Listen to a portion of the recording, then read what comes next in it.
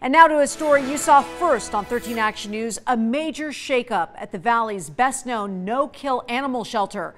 The president has stepped down and 5 board members have quit and filed a formal complaint with the Nevada Attorney General. Good evening, everybody. I'm Trisha Keene. And I'm Ty Quinones. It's all the result of our investigation revealing suspicious spending by the NSPCA. And tonight, Chief Investigator Darcy Spears is following the secret money trail. Massive misuse of money meant for animals, but instead used for personal expenses by board president Kathy Jung. That's what the Nevada Attorney General is investigating and what those still on the NSPCA board are now scrambling to address after failing to vote her out.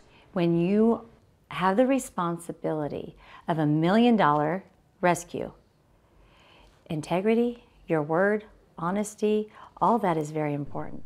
Former donor April Chandler's words are echoed by former NSPCA board member Tina Walls, a local lawyer and donor herself who walked away from the NSPCA last week and filed this public integrity complaint against Kathy Jung and the Nevada Society for the Prevention of Cruelty to Animals.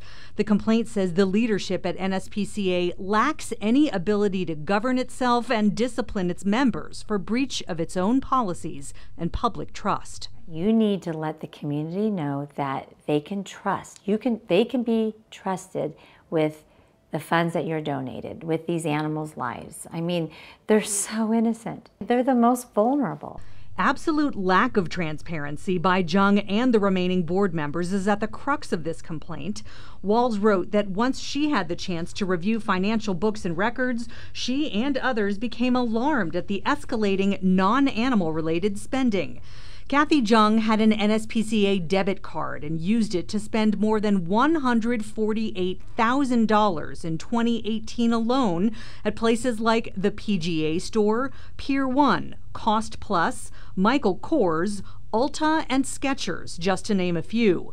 The money came out of the NSPCA's operating account, which requires invoices and approval by 2 signatures, but that did not happen.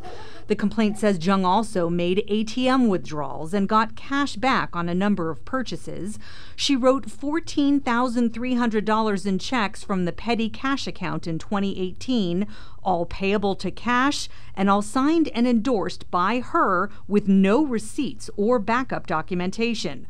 More than $26,000 was spent in 2018 for meals, travel, and entertainment, an increase of over 3,000% from the previous year. Jung argued there were grants paid to the NSPCA to cover those travel costs and conferences, but there was no proof that grants were received for that. Shelter financial records also prove Jung wrote multiple checks to her boyfriend, Scott Reber, who works at a local car dealership, which the complaint says at a minimum violated internal financial control policies and the NSPCA's conflict of interest policies.